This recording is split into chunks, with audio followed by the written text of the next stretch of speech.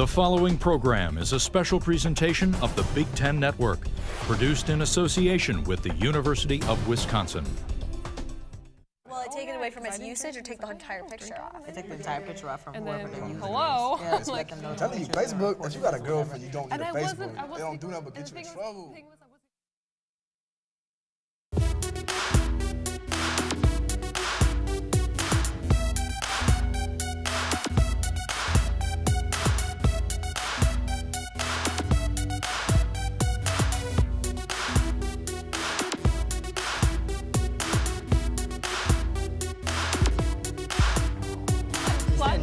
Yeah, it was hilarious. And they're like, yeah, then we're gonna minimize it so there's no vowels involved. Yeah. I know, isn't it? Okay, so let's bring it in.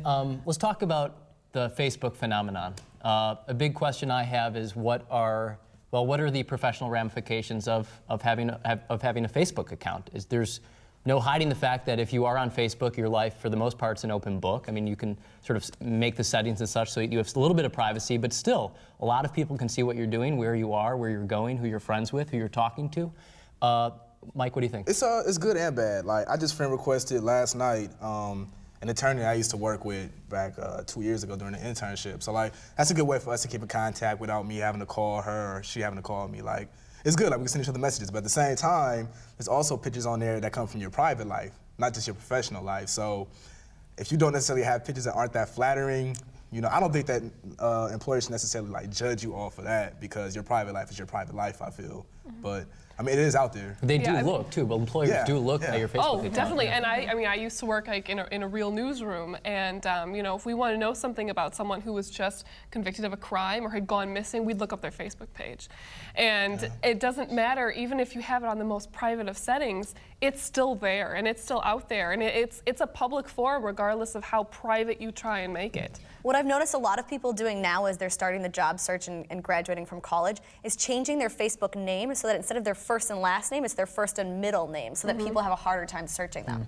I think is interesting. Is that why they do that? Yeah, I noticed that. I just thought that was a trend. I just thought that was cool. Like some people put like their nickname in there. I didn't put a phrase in there. Like, I hate all men, Johnson. Or something like that. So, is it? Do you think it's hurting like people's communication abilities in that it's sort of replacing talking? Yes, absolutely.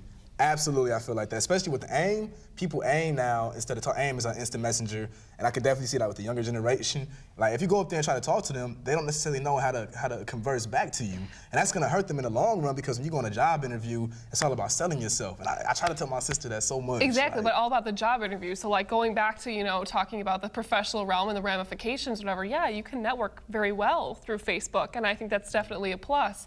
However, like you also Mike talked about before with the pictures. Not so good. So, you could say that there are pluses and minuses, but I mean, there's really no substitute for face-to-face interaction when it comes to the professional world, and I think there are more ramifications, like Jeff was talking about, with Facebook than anything else. So staying on that same idea of looking at the pictures and the privacy, once people post pictures on Facebook, they automatically become the property of Facebook. So they can use that later on in advertisements or really in any way that they want. Do you think that Facebook has too much control, and have we given up too much of our own privacy to Facebook? Well, I think you could argue that definitely some people have given up too much of their privacy. They update people all the time with their status, and they message people on Facebook pretty openly. But regardless, or referring to if Facebook has the right or not, I mean, you electronically sign an agreement when you sign up for Facebook that they have all those freedoms. So it's a business. For sure. But how many people actually realize what they're signing on to? I think that'd be really interesting to ask around. I think that's people's fault, though. I think that like when you sign up for stuff, you really have to read it. And it is like me and Alex, we're taking the same class right now, which we have an exam on soon. But I mean, like the internet is almost essentially like walking down the street. If you put it out there, it's in the public. It's a public place. So why shouldn't they? Like, I mean, technically, yeah, exactly like Mike said. Like, if you post something on your Facebook, it's like you going outside of your front door and yelling it into the street. I mean, it really is. And actually, you have the potential for more people to hear it on your Facebook. But the thing is, you're using their services. So in turn, in using their services, that's the sacrifice that you have to give, giving up some of your privacy. Right. I think it's also setting, I think it's setting an expectation that you're going to be as open as you are on Facebook, maybe in other ways too. I mean, just because you're publishing your life in some respect, people might expect that you're more candid or open when you meet in person or in other ways. I think there are ramifications that we don't yet realize, and Facebook is relatively new. I mean, it's been around for 5-6 years now, something like that. And so I think we've sort of have yet to see what it's going to evolve into, and it already has changed markedly since it was first introduced. So I think we have to be on the lookout. Yeah. It'll be interesting to see what happens. I definitely agree with that. Yeah, I don't know, but yeah, I mean, I've always, I mean, my heart goes out to the people who feel as though they've been, somehow violated by having their personal information put up there, but at the same time, it's like, come on, really? I mean, you should have known. This program is a production of the University of Wisconsin-Madison.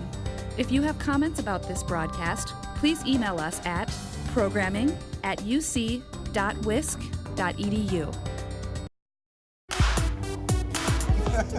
That sounds nasty. Poke. We should have talked about the art of the poke. All right. Because that's a segment. So we've talked a lot about Facebook, but I want to talk about another social networking phenomenon, Twitter. I recently signed up for Twitter a handful of weeks ago.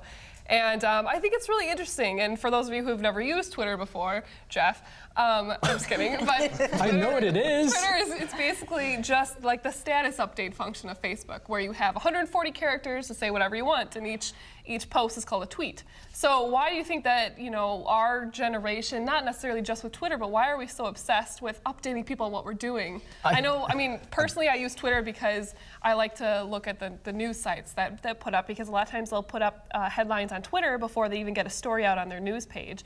And I like to, put kind of my own little commentary in my tweets. But some people like to say, "Oh, I'm eating breakfast right now." What do you guys think about that? Do something with your life if you're doing that. Like that. Period. Do something with your life.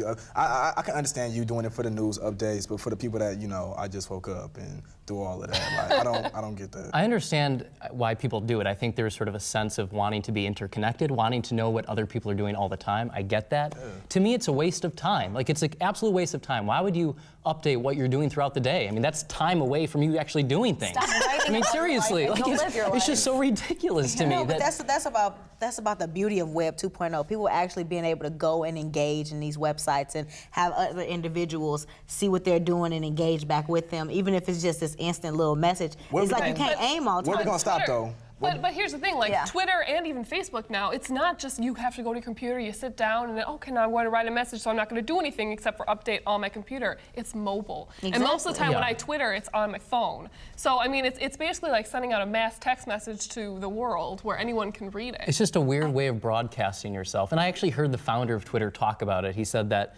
one reason why he created it was because he wanted people to be able to let others know what they're doing in these sort of in-between times of the day, right? It's a self-promotion tool. I'm sorry, I think that, no, Jeff is right. I think, why are we spending so much time writing about our lives? Let's go live our lives.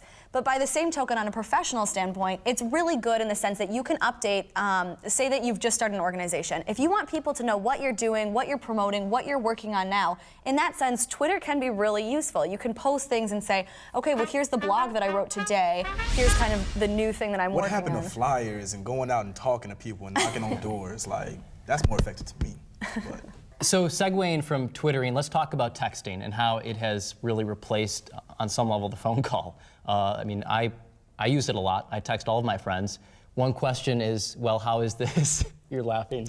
Hold it. How is this helping or hindering communication? I think it hurts it if you're abbreviating what you're saying. I don't think that's necessarily good, in that you're cutting your words short. But if you actually write out the text, and I try to do that, and I know it's kind of nerdy, I don't think it hurts as much. Well, okay, here's the thing. Like, if we talk about this as a larger issue instead of just texting versus phone, just communication in general and how it's become so impersonal.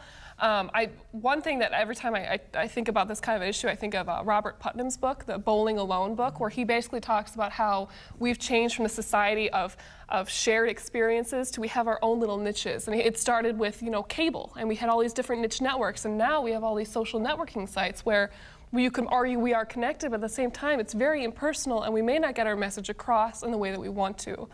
I think just on the more superficial level of looking at it, you're replacing interacting with people and talking on the phone with people through communication and a technology. And that in and of itself just automatically creates some sort of a divide, I think. I feel like I'm less connected to people that I'm texting all the time than people that I actually have time to pick up the phone and talk to them and have a real conversation. Do you think it harms oral communication? I think it does. Yes, It harms oral yes. communication, but at the same time, texting is good for like, you know, meet me here, or you know, for quick updates. And sometimes you're in class and you shouldn't be texting, but you do text. You know, in situations like that, it's fine. I've seen you text in class. You probably have.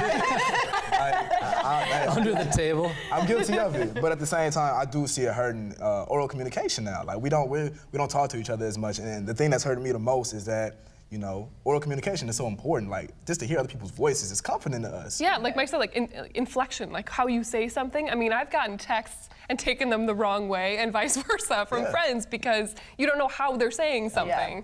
Definitely arguments have started over text. Yes. Yeah. Just so you know, the cure-all is write LOL after everything. You say something, just write LOL, JK. It's the default. No, and I'm definitely guilty as charged about texting. I just think, to me, it really bothers me when people try to have entire conversations.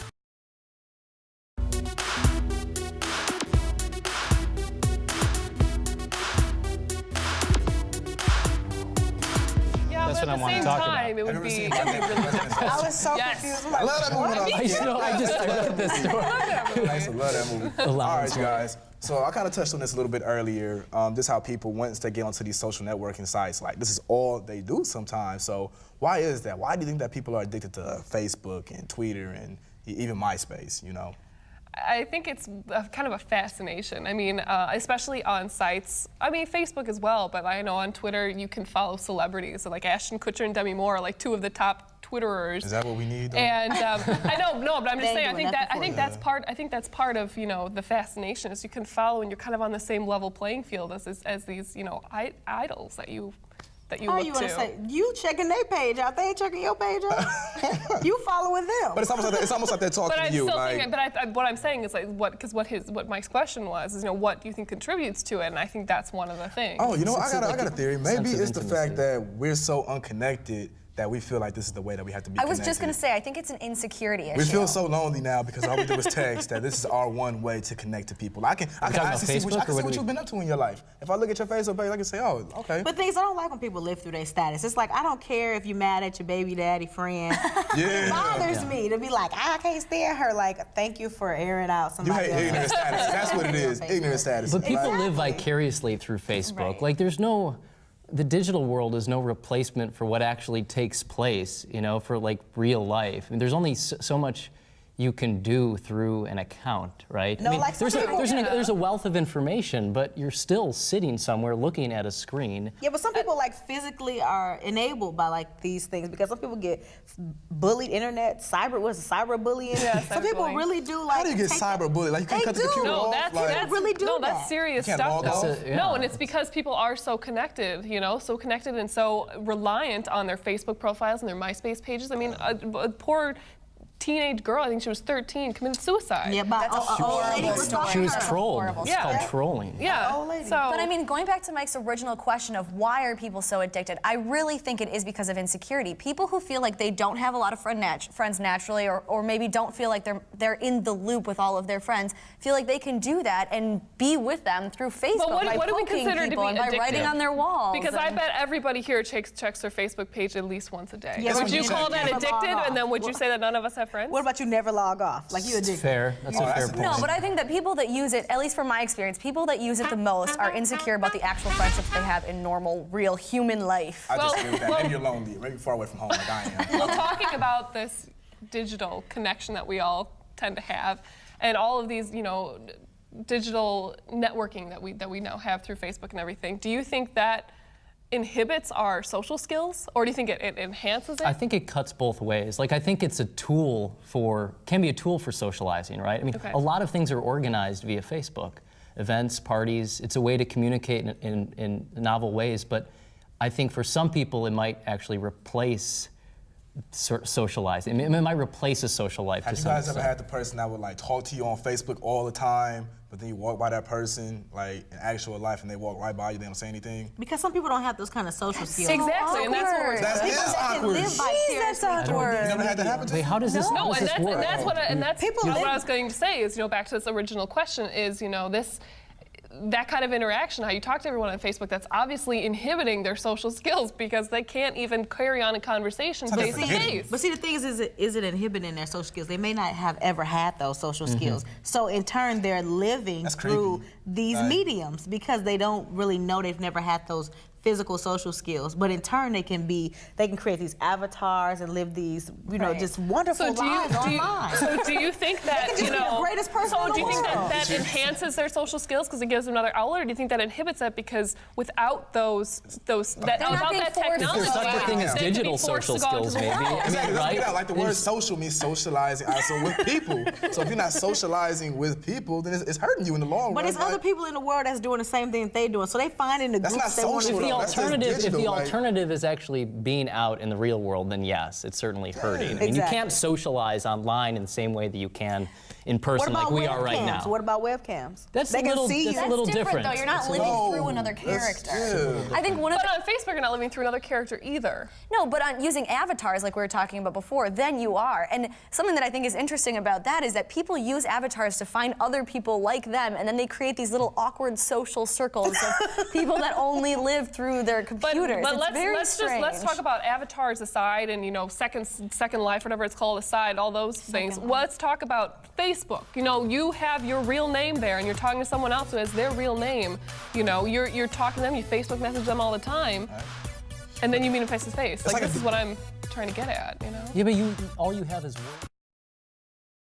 This program is a production of the University of Wisconsin-Madison. If you have comments about this broadcast, please email us at programming@uc.wisc.edu. So, yes, he was.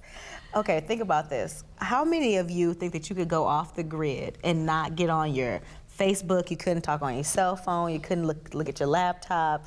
You had to actually go out and have these face-to-face interactions with people and go meet with There's a people, difference. by ear. Could There's a you do difference. it? Facebook, I've gone months without being on Facebook, but my phone, that's like Yeah. that's like another digit. Like I need my phone. Like how else? Like if there's I always think like, okay, what if there's an emergency? Like somebody needs me. Like that's No, my- I completely agree with find Mike. nobody Yeah, I on could Earth, go without, all the social networking sites. I could go. I have internet on my phone, but I could have that turned off. But I need to have my phone. I also think need it'd be to. hard to go without email for a week. Yeah. In true.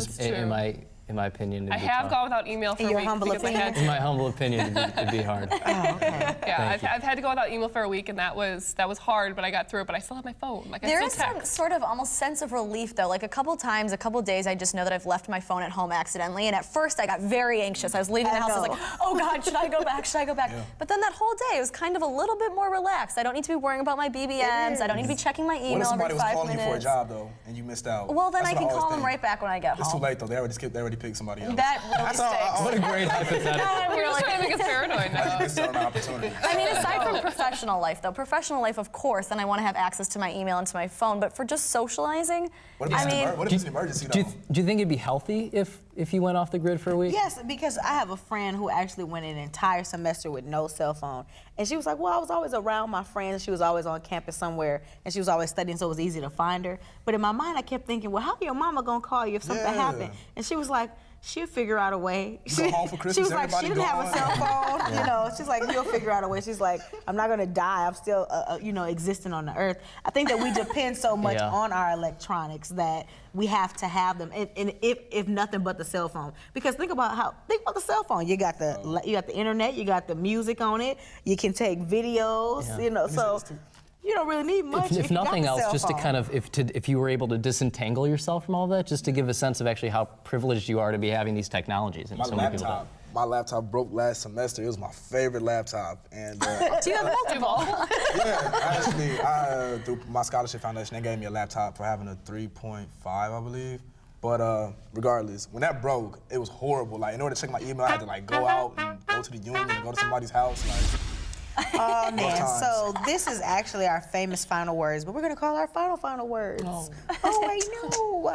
Okay, so what do you all think about Juicy Campus? And Juicy Campus is actually not even called Juicy Campus No, anymore. it's like gone to a different thing. Yeah, they said they got Didn't it rid of shut it. down? And it's like Yeah, it AB shut down, campus. but they opened it back up. back and up. called Under it a different something name, else. which is something kind of obscure, but So, I could do without it. I never checked Juicy Campus except Juicy one Campus time. makes me and I saw a nauseous. picture of a girl that goes to school with us, and it just blew my mind. I was like, people really on this? This is trash. Yeah, it's terrible. It's like an online tabloid, but that really can actually affect people personally. It's like you know? a gossip not rag people for the that- campus. Horrible terrible. things about people and really actually picks on people's like real life problems. It will point problems out and then other people make comments about it, and that cannot be helping Such a you. great way to build self-esteem. Yeah, exactly. right? Not even things that people Self-esteem. say, but You gotta just like create your own people like self-esteem. Come on yeah, now. like Eddie's people's like- I was handicaps. being sarcastic. Yeah, things that people have no control over, they will pick on. Now, what about? Now we talked about Facebook, and you know, you have people on Facebook that you're friends, and then you see them on the street, and they don't say Like, who nothing are to you? you. Yeah. So you know, are Facebook friends really your friends? Nope. I always think it's funny when you go to a party or go to the library or something and you meet someone and they're like, oh, we're Facebook friends, but you've never actually met in real life. It's a little I think bit that's funny. strange. really Oh, creepy. Yeah. You send me messages about parties all the time. You actually see that person, like, it's almost like a celebrity in your mind. I'm like, wow, I hate when you exist. meet somebody and like they know you but you don't know them, and it's like, Yeah. who the hell are I you? think on But then you can Facebook, check on Facebook I think and on figure it Facebook out. I have like over 600 friends, but I don't have over 600 friends, right? exactly. I have a handful of not friends that on cool. campus, and that's it. So it's a little silly to be. I don't know. I might have to go through that and start I feel like weeding people out. some people think it's like a competition that who has the most When I Facebook first friends. got on, I was like, I'm popular, man. I got 1,200 friends. Oh no. So what about finding romance online? Do you think that, as you know, college students, you know, we're so busy all the time. It's easy for somebody, you just punch in all your information and they tell you, well, these 10 people look like they're a good match for you. Wait a minute, if you're using that in college, You really are antisocial You're because doing you're something not wrong. leaving your room. there's 40,000 people here. Like, if you 21 and you got a date online, you might as well just give it up. I mean, I know of people who went to my high school who are a few years older than I am, and they met people online. Now they're married, and they seem to be very happy. So apparently it works. The preceding program was produced by the University of Wisconsin in association with the Big Ten Network.